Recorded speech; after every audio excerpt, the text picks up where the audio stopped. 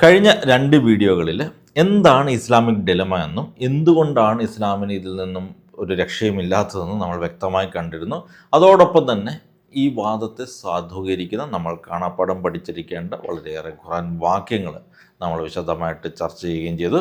ഇന്നത്തെ വീഡിയോയിൽ നമ്മൾ നേരത്തെ പറഞ്ഞതുപോലെ ഇതിന് ചില മറുപടികൾ നൽകാനായിട്ട് മുസ്ലിം സുഹൃത്തുക്കൾ ശ്രമിക്കാറുണ്ട്. അതെന്തൊക്കെയാണെന്നാണ് നോക്കുന്നത്. എപ്പോഴത്തെയും പോലെ ബൈബിൾ തിരുത്തപ്പെട്ടതാണ്, തോറ തിരുത്തപ്പെട്ടതാണ്, ഇഞ്ചിൽ തിരുത്തപ്പെട്ടതാണ് എന്നൊക്കെയുള്ള പല്ലവികൾ ആവർത്തിക്കുക തന്നെയാണ് അവർ ചെയ്യുന്നത്. എന്നാൽ നമ്മൾ കണ്ടു കഴിഞ്ഞാൽ ഖുർആൻ അങ്ങനെ പറയുന്നില്ല.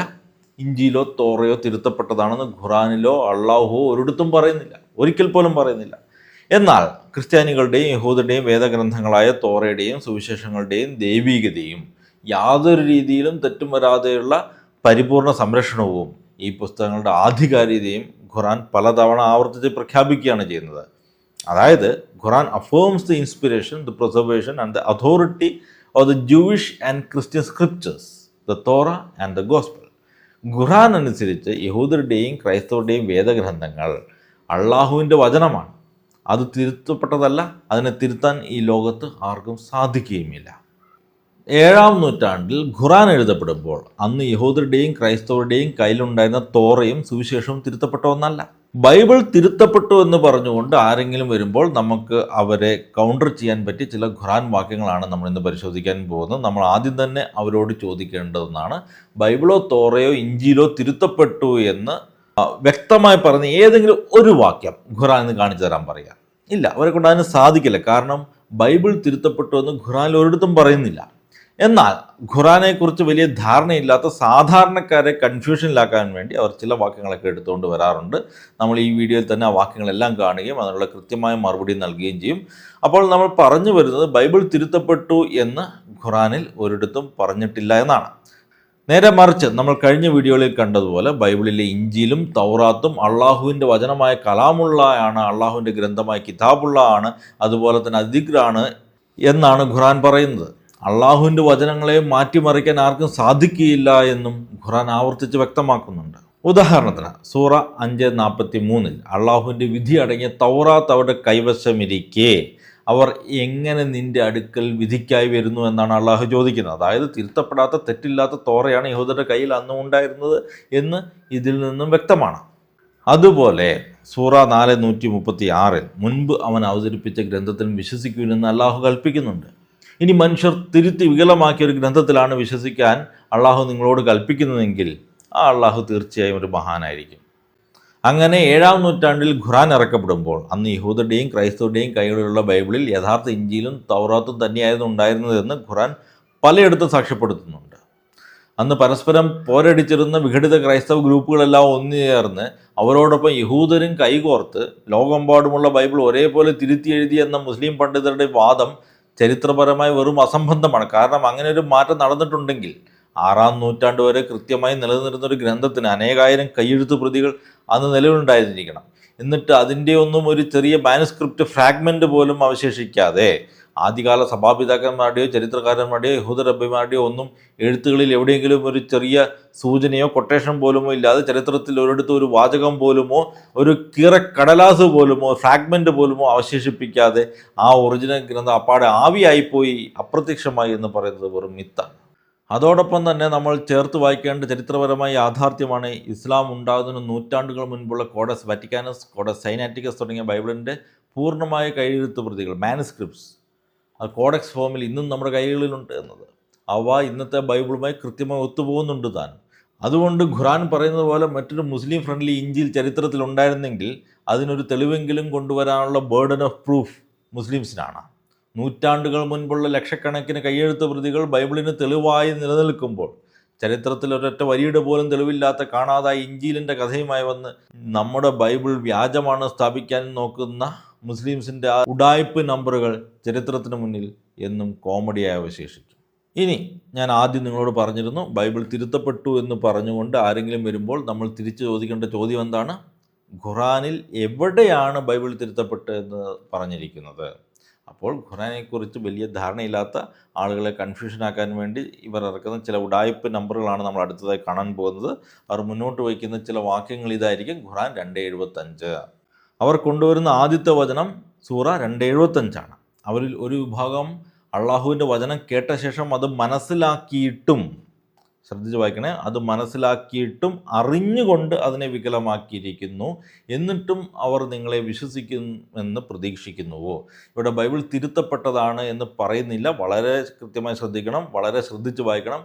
അള്ളാഹുവിൻ്റെ വചനമായ കലാമുള്ള കേട്ട ശേഷം അതായത് അള്ളാഹുവിൻ്റെ വചനം യാതൊരു തെറ്റും കൂടാതെ കൃത്യമായി കേട്ട് മനസ്സിലാക്കിയ ശേഷം അറിഞ്ഞുകൊണ്ട് അതിനെ വികലമാക്കിക്കൊണ്ടിരിക്കുന്നു എന്നാണ് ഇവിടെ പറയുന്നത്. അതായത് ദൈവവചനത്തെ അവർ ദുർവ്യാഖ്യാനം ചെയ്യുന്നു എന്നാണ് ഇവിടെ പറഞ്ഞു വയ്ക്കുന്നത്. അല്ലാതെ ലിഖിത രൂപത്തിലുള്ള ഗ്രന്ഥം തിരുത്തപ്പെട്ടു എന്ന് ഇവിടെ പറയുന്നില്ല.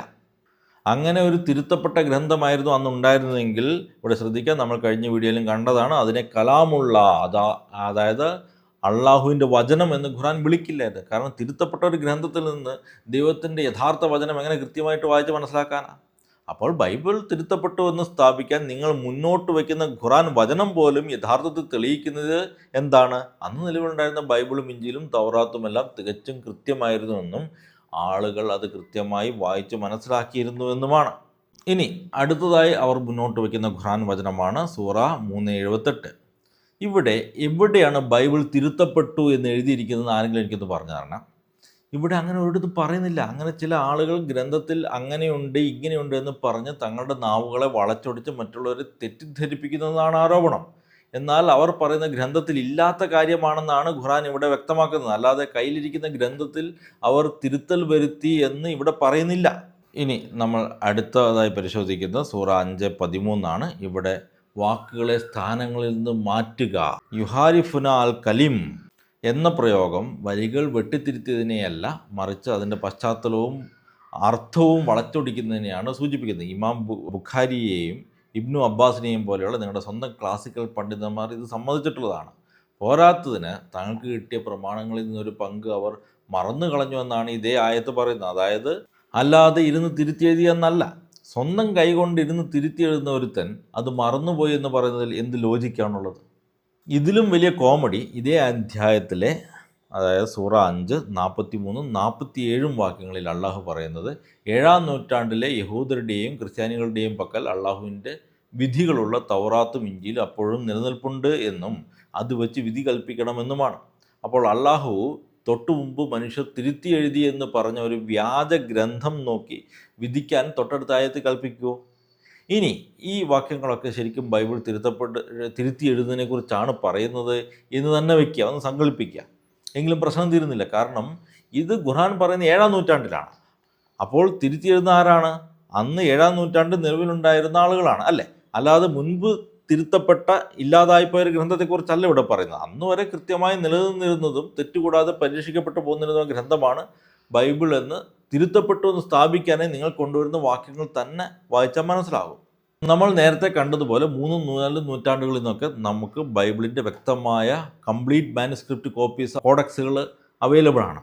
അവ ഇന്നത്തെ ബൈബിളുമായി കൃത്യമായി ഒത്തുപോകുന്നുമുണ്ട്. അപ്പോൾ 7-ാം നൂറ്റാണ്ടിലോ അതിനുശേഷമോ ബൈബിൾ തിരുത്തപ്പെട്ടു എന്ന വാദം ചരിത്രപരമായി നിലനിൽക്കില്ല. 7-ാം നൂറ്റാണ്ട് വരെ ബൈബിൾ തിരുത്തപ്പെട്ടിട്ടില്ല എന്ന് ഖുർആൻ വായിച്ചു നോക്കിയാൽ മനസ്സിലാകുകയും ചെയ്യും. അപ്പോൾ ചുരുക്കത്തിൽ ബൈബിൾ തിരുത്തപ്പെട്ടു എന്ന നിങ്ങളുടെ നമ്പർ ചീറ്റിപ്പോയി. ഇനി ഇസ്ലാമിക് ഡെലമയെ പ്രതിരോധിക്കാനായിട്ട് മുസ്ലിം സുഹൃത്തുക്കൾ മുന്നോട്ട് വയ്ക്കുന്ന മറ്റൊരു ഖുർആൻ വാക്യമാണ് സൂറ 5:48. ഇവിടെ യഥാർത്ഥത്തിൽ പറയുന്നത് ഇങ്ങനെയാണ്: മുമ്പുണ്ടായിരുന്ന വേദഗ്രന്ഥത്തെ സത്യപ്പെടുത്തിക്കൊണ്ടും അതിന്മേൽ ഒരു സംരക്ഷകനായും നാം നിനക്ക് ഈ ഗ്രന്ഥം സത്യത്തോടുകൂടി അവതരിപ്പിച്ചിരിക്കുന്നു. ഈ വാക്യത്തിൻ്റെ പശ്ചാത്തലം നമ്മൾ കഴിഞ്ഞ വീഡിയോകളിൽ കണ്ടതാണ്. അതായത് കുറച്ച് യഹൂദർ അവർക്കിടയിലുള്ള തർക്കം തീർക്കാനും വിധി പ്രസ്താവിക്കാനുമായി മുഹമ്മദ് നബിയുടെ അടുക്കിലേക്ക് വരുന്നു. അപ്പോൾ അള്ളാഹു മുഹമ്മദിനോട് ചോദിക്കുകയാണ്, അവർക്ക് കൊടുത്ത വചനം കൃത്യമായിട്ട് അവരുടെ കയ്യിലുണ്ടല്ലോ, പിന്നെ എന്തിനാണ് അവർ നിൻ്റെ അടുക്കൽ വരുന്നത് എന്ന്. യഹൂദർക്ക് തൗറാത്തും ക്രിസ്ത്യാനികൾക്ക് ഇഞ്ചിയിൽ നൽകിയിട്ടുണ്ട്, അതനുസരിച്ച് വേണം അവർ വിധി പ്രസ്താവിക്കാനായിട്ട് എന്ന് അള്ളാഹു കൃത്യമായി പറഞ്ഞതിന് ശേഷം തുടർന്ന് വരുന്ന ഭാഗമാണിത്. ഓക്കെ, മുൻപുണ്ടായിരുന്ന ഈ വേദങ്ങളൊക്കെ സാക്ഷ്യപ്പെടുത്തിക്കൊണ്ടും, അതായത് മുൻ വേദങ്ങളെ കൺഫേം ചെയ്തുകൊണ്ടാണ് ഞാൻ ഇപ്പോൾ ഈ ഗ്രന്ഥം നിനക്ക് നൽകുന്നത്, അഥവാ ഖുർആൻ തരുന്നത് എന്നാണ് ഈ വാക്യം പറഞ്ഞു വയ്ക്കുന്നത്. ഇത് യഥാർത്ഥത്തിൽ നമ്മുടെ ഇസ്ലാമിക് ഡെലമയെ കൂടുതൽ ശക്തിപ്പെടുത്തുന്ന ഒരു വാക്യമാണ്. ഈ ഒരു വാക്യം മാത്രമല്ല, ഖുർആൻ്റെ മൊത്തത്തിലുള്ള ഉദ്ദേശം ബൈബിളിനെ അല്ലെങ്കിൽ മുൻ വേദങ്ങളെ കൺഫേം ചെയ്യുക എന്നതാണെന്നാണ് അള്ളാഹു അർത്ഥശങ്കയ്ക്കിടയില്ലാത്ത വിധം പ്രഖ്യാപിക്കുക എന്നത്. മാത്രമല്ല, ആ മുൻകാല വേദങ്ങൾക്ക് മേൽ ഒരു ഗാർഡിയൻ അഥവാ സംരക്ഷകനായിട്ടാണ് പുതിയ ഗ്രന്ഥം നൽകിയിരിക്കുന്നത് എന്നാണ് അള്ളാഹു പറഞ്ഞു വയ്ക്കുന്നത്. ഇനി ദാവാക്കാരുടെ എക്സ്പേർട്ടൈസ് എന്ന് നോക്കുക. അവർക്കുള്ള പ്രധാനമായ കഴിവ് ദൈവവചനം ദുർവ്യാഖ്യാനം ചെയ്യുന്നതിലാണ്. ബൈബിൾ ദുർവ്യാഖ്യാനം ചെയ്യുന്നതിൽ അവർ ബഹുകേമന്മാരാണ്.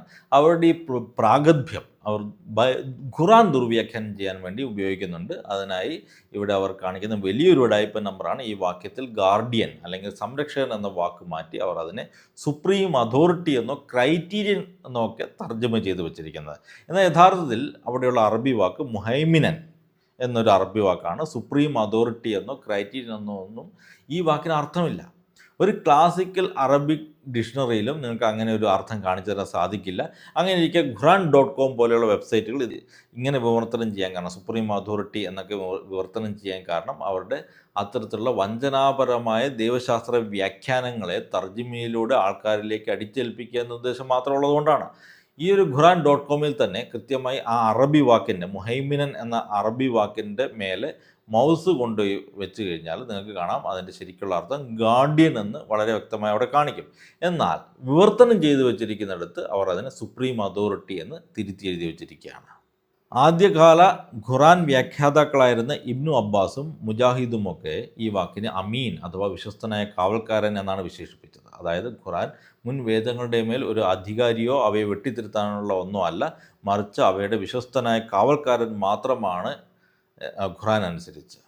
ഇനി ദാവാക്കാർ മുന്നോട്ട് വയ്ക്കുന്ന മറ്റൊരു നമ്പറാണ് ഞങ്ങൾ യേശുവിൻ്റെ സുവിശേഷമാണ് അംഗീകരിക്കുന്നത് എന്നത്.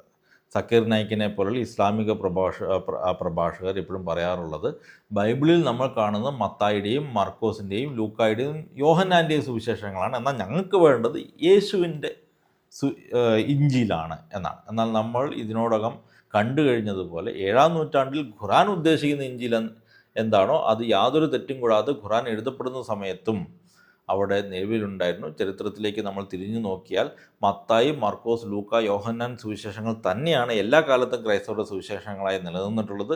ഇസ്ലാം രൂപം കൊള്ളുന്നതിനും നൂറ്റാണ്ടുകൾ മുൻപുള്ള കയ്യെഴുത്ത് പ്രതികൾ, കോഡക്സുകളൊക്കെ നമുക്കിന്ന് ലഭ്യമാണ് താനും. മാത്രമല്ല ഖുറാൻ എൻഡോഴ്സ് ചെയ്യുന്നത് അള്ളാഹുവിൻ്റെ വചനമായ കലാമുള്ള ആണെന്നും അള്ളാഹുവിൻ്റെ ഗ്രന്ഥമായിട്ടുള്ള കിതാബുള്ള ആണെന്നും ദിക്റാണെന്നും വിളിച്ചുകൊണ്ട് പിന്നീട് അതിനെ സംരക്ഷിക്കുന്ന വാഗ്ദാനം ചെയ്തിരിക്കുന്നതുമെല്ലാം 7-ാം നൂറ്റാണ്ടിൽ അന്ന് ക്രൈസ്തവരുടെയും യഹൂദരുടെയും കയ്യിലുണ്ടായിരുന്ന അതേ തൗറാത്തിനെയും ഇഞ്ചിലിനെയുമാണ്. അല്ലാതെ പണ്ടെപ്പോഴോ കാണാതായി പോയ ഏതെങ്കിലും ഒരു സാങ്കല്പിക ഇഞ്ചിലിനെയോ തൗറാത്തിനെ കുറിച്ചല്ല ഖുറാൻ സംസാരിക്കുന്നത്. അങ്ങനെ 7-ാം നൂറ്റാണ്ട് വരെ ക്രൈസ്തവർ ഉപയോഗിച്ചിരുന്ന ഒരു ഗ്രന്ഥം പിന്നീട് എപ്പോഴെങ്കിലും ഇല്ലാതായി പോയതാണെങ്കിൽ അന്ന് വരെയുള്ള അതിൻ്റെ അനേകായിരം കയ്യെഴുത്ത് പ്രതികൾ, മാനുസ്ക്രിപ്റ്റ് കോപ്പീസ് നമുക്ക് കാണേണ്ടതല്ലേ അല്ലേ? അങ്ങനെ യേശുവിൻ്റെ സുവിശേഷം എന്ന് പറയുന്ന തികച്ചും വ്യത്യസ്തമായൊരു സുവിശേഷം ഖുറാൻ അവതരിപ്പിക്കപ്പെടുന്ന കാലം വരെ തെറ്റുകൂടാതെ കൃത്യമായി അന്ന് ക്രൈസ്തവരുടെയും യഹൂദരുടെയും പക്കൽ ഉണ്ടായിരുന്നുവെങ്കിൽ അതിൻ്റെ ഒരു ചെറിയൊരു കഷ്ണമോ ഒരു മാനുസ്ക്രിപ്റ്റ് ഫ്രാഗ്മെൻറ്റോ അല്ലെങ്കിൽ അതിൻ്റെ ഒരു കൊട്ടേഷൻ മറ്റാരുടെങ്കിലും സഭാപിതാക്കന്മാരുടെ എഴുത്തുകളിലോ ഒക്കെ നമുക്ക് കാണേണ്ടതാണ് അല്ലേ? മറ്റൊരു ഇസ്ലാമിക പണ്ഡിതൻ വിളിച്ച് പറയുന്നത് കേട്ടു, അങ്ങനെയെങ്കിൽ യേശുവിന് ഇറക്കിക്കൊടുത്ത ആ സുവിശേഷം കൊണ്ടുവരൂ, ഞങ്ങളത് പരിഗണിക്കാം. നിങ്ങളിതൊന്നും പരിഗണിക്കേണ്ടെന്നേ, നിങ്ങളോട് ഇത് പരിഗണിക്കണമെന്ന് നിങ്ങളോട് ആരാ പറഞ്ഞത്? നിങ്ങളിത് പരിഗണിക്കേ വേണ്ട. നിങ്ങളോട് സുവിശേഷങ്ങൾ അനുസരിക്കാൻ പരിഗണിക്കാൻ പറയുന്നത് ഞങ്ങളല്ല, അള്ളാഹുവാണ്. ഖുറാനാണ് നിങ്ങളോട് പറയുന്നത് മുൻപ് അവതരിപ്പിക്കപ്പെട്ട വേദങ്ങളെ അനുസരിക്കണമെന്ന്. ചരിത്രത്തിലുടനീളം ഒരൊറ്റ മാനുസ്ക്രിപ്റ്റ് കഷണത്തിൻ്റെ പോലും ഫ്രാഗ്മെൻറ്റിൻ്റെ പോലും കടലാസിൻ്റെ പോലും തെളിവില്ലാത്ത ഏതോ സാങ്കല്പികമായ ഒരു ഇഞ്ചിയിലാണ് ഞങ്ങൾ വിശ്വസിക്കേണ്ടതെന്ന് നിങ്ങൾ ആവശ്യപ്പെടുന്നുണ്ടെങ്കിൽ ആ തെളിവ് ഹാജരാക്കേണ്ട ബാധ്യത, ബേർഡൻ ഓഫ് പ്രൂഫ് നിങ്ങൾക്കാണ്. നമ്മൾ നേരത്തെ കണ്ടതുപോലെ 2, 3, 4 നൂറ്റാണ്ടുകളിൽ നിന്നൊക്കെ ഇന്നത്തെ ബൈബിളിന് തെളിവുകളായിട്ടുള്ള നിരവധി മാനുസ്ക്രിപ്റ്റ് കോപ്പികളും ഫ്രാഗ്മെൻസുകളും നമുക്കുണ്ട്. 4-ാം നൂറ്റാണ്ടോടുകൂടി സമ്പൂർണ്ണ ബൈബിളിൻ്റെ പ്രതികളായിട്ടുള്ള കോഡക്സുകൾ വരെയുണ്ട്. ഇതെല്ലാം തന്നെ ഒന്നൊഴിയാതെ എല്ലാം കൃത്യമായി മാച്ച് ചെയ്യുന്നത് ഇന്നത്തെ നമ്മുടെ ബൈബിളുമായിട്ടാണ്. അങ്ങനെ ഇരിക്കുമ്പോൾ ഏതോ സാങ്കല്പികമായി ഇഞ്ചിയിലുണ്ട് എന്ന് പറഞ്ഞു നടക്കുന്നത് നിങ്ങൾ വേണം അതിൻ്റെ മാനുസ്ക്രിപ്റ്റ് കഷ്ണമോ ഒരു തുണ്ട് കടലാസെങ്കിലുമോ തെളിവായി കൊണ്ടുവരാൻ. നിങ്ങൾ പറഞ്ഞ ആ ഇഞ്ചിയിൽ കൊണ്ടുവരൂ, അപ്പോൾ ഞങ്ങൾ തരാം നിങ്ങൾക്കൊരു കൺസിഡറേഷൻ.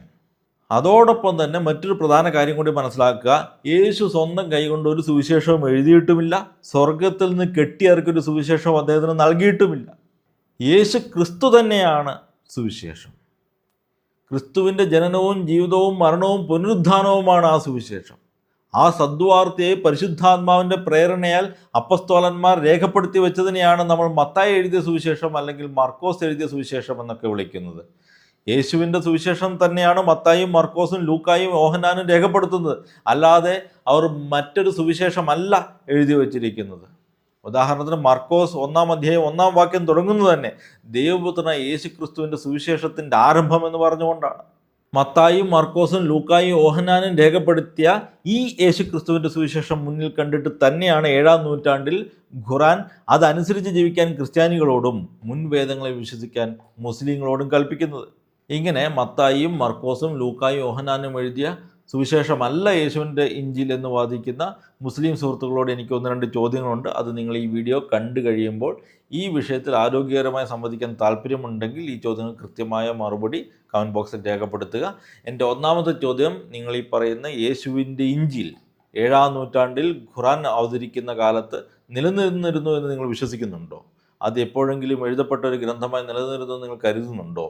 അങ്ങനെ 7-ാം നൂറ്റാണ്ട് വരെ പ്രചാരത്തിലിരുന്ന അനേകായിരം കോപ്പികളുണ്ടായിരുന്ന ആ ഗ്രന്ഥത്തിൻ്റെ ഒരൊറ്റ മാനുസ്ക്രിപ്റ്റ് കിറക്കടലാസിൻ്റെ പോലും ചരിത്രത്തിൽ തെളിവ് അവശേഷിക്കാതെ പോയത് എന്തുകൊണ്ടാണ്? ഇനി രണ്ടാമത്തെ ചോദ്യം, നിങ്ങൾ 7-ാം നൂറ്റാണ്ട് വരെ നിലനിന്നിരുന്നു എന്ന് പറയുന്ന ഈ സാങ്കല്പിക ഗ്രന്ഥത്തിന് ഒരു തുണ്ട് കടലാസിൻ്റെ തെളിവ് പോലും ഇല്ലാതിരിക്കെ, ഒരു ഫ്രാഗ്മെൻറ്റിൻ്റെ തെളിവ് പോലും ഇല്ലാതിരിക്കെ, ഇസ്ലാമിനും നൂറ്റാണ്ടുകൾ മുൻപ്, അതായത് 2, 3, 4 നൂറ്റാണ്ടുകളിൽ നിന്ന് ഇന്നത്തെ ബൈബിളിൻ്റെ അനേകായിരം മാനുസ്ക്രിപ്റ്റ് കോപ്പികൾ ലഭ്യമാണ് എന്ന യാഥാർത്ഥ്യത്തെ നിങ്ങൾ എങ്ങനെ നിരാകരിക്കും? നിങ്ങളുടെ അഭിപ്രായത്തിൽ ഈ ഗ്രന്ഥം എപ്പോഴാണ് പിന്നീട് കറപ്റ്റായത്? മൂന്നാമത്തെ ചോദ്യം, 7-ാം നൂറ്റാണ്ടിൽ ഖുറാൻ മുൻ വേദങ്ങൾ എന്ന് പറയുമ്പോൾ അത് ക്രൈസ്തവരുടെ കയ്യിലുണ്ടായിരുന്ന ബൈബിളല്ല, പകരം നിങ്ങൾ ഈ പറയുന്ന സാങ്കല്പികമായ യേശുവിൻ്റെ സുവിശേഷമാണെന്നതിന് എന്താണ് നിങ്ങൾ മുന്നോട്ട് വയ്ക്കുന്ന തെളിവ്? നൂറ്റാണ്ടുകൾ മുൻപുള്ള ലക്ഷക്കണക്കിന് കയ്യെഴുത്ത് പ്രതികൾ ബൈബിളിന് തെളിവായി നിൽക്കുമ്പോൾ ചരിത്രത്തിൽ ഒരൊറ്റ വരിയുടെ പോലും തെളിവില്ലാത്ത കാണാതായ ഇഞ്ചിലിൻ്റെ കെട്ടുകഥയുമായി വന്ന് നമ്മുടെ ബൈബിൾ വ്യാജമാണെന്ന് സ്ഥാപിക്കാൻ നോക്കുന്ന നിങ്ങളുടെ ഉഡായിപ്പ് നമ്പറുകൾ വെറും കോമഡിയാണ്. 7-ാം നൂറ്റാണ്ടിലെ ക്രിസ്ത്യാനികളുടെയും യഹൂദരുടെയും കൈകളിലുള്ള ബൈബിളാണ് യഥാർത്ഥ ഇഞ്ചിലും തൗറാത്തുമെന്ന് ഖുറാൻ തന്നെ പലയിടത്തും സാക്ഷ്യപ്പെടുത്തുന്നുണ്ട്. എന്നാൽ ചരിത്രപരമായ യാഥാർത്ഥ്യം എന്തെന്നാൽ ഇസ്ലാം ഉണ്ടാകുന്നതിനും നൂറ്റാണ്ടുകൾ മുൻപുള്ള കോഡെക്സ് വാറ്റിക്കാനസ്, കോഡെക്സ് സൈനാറ്റിക്കസ് തുടങ്ങിയ ബൈബിളിൻ്റെ പൂർണ്ണമായ കോഡെക്സ് കയ്യെഴുത്ത് പ്രതികൾ ഇന്നും നമ്മുടെ കയ്യിലുണ്ട്. അവ ഇന്നത്തെ ബൈബിളുമായി കൃത്യമായി ഒത്തുപോകുന്നു. അതുകൊണ്ട് പരസ്പരം പോരടിച്ചിരുന്ന വിഘടിത ക്രൈസ്തവ ഗ്രൂപ്പുകളെല്ലാം ഒത്തുചേർന്ന് ലോകമെമ്പാടുമുള്ള ബൈബിൾ ഒരേപോലെ തിരുത്തി എഴുതി എന്ന മുസ്ലിം പണ്ഡിതരുടെ വാദം ചരിത്രപരമായി നിലനിൽക്കുന്നതല്ല, വെറും അസംബന്ധമാണ്. കാരണം അങ്ങനെ ഒരു മാറ്റം നടന്നിട്ടുണ്ടെങ്കിൽ അതിനൊരു പേപ്പർ ട്രെയിൽ ആദ്യകാല സഭപിതാക്കന്മാരുടെയോ ചരിത്രകാരന്മാരുടെയോ ശത്രുക്കളുടെയോ എഴുത്തുകളിലെങ്കിലോ എവിടെയെങ്കിലും ഒരു ചെറിയ സൂചനയെങ്കിലും അവശേഷിക്കേണ്ടതായിരുന്നു. ചരിത്രത്തിൽ ഒരിടത്തും ഒരു വാചകം പോലുമോ ഒരു കീറക്കഷണം പേപ്പർ പോലുമോ അവശേഷിപ്പിക്കാതെ, ഒരു ഫ്രാഗ്മെൻറ്റ് പോലുമോ അവശേഷിപ്പിക്കാതെ ആ ഒറിജിനൽ ഗ്രന്ഥം അപ്പാടെ അപ്രത്യക്ഷമായി എന്ന് പറയുന്നത് വെറും മിത്താണ്. അതുകൊണ്ട് ഖുറാൻ പറയുന്ന പോലെ ഉള്ളൊരു മറ്റൊരു മുസ്ലിം ഫ്രണ്ട്ലി ഇഞ്ചിൽ ചരിത്രത്തിൽ ഉണ്ടായിരുന്നെങ്കിൽ അതിൻ്റെ ഒരു തെളിവെങ്കിലും കൊണ്ടുവരാൻ നിങ്ങൾക്ക് ബാധ്യതയുണ്ട്. അതിൻ്റെ ബേർഡൻ ഓഫ് പ്രൂഫ് നിങ്ങളുടെ മേലാണ്.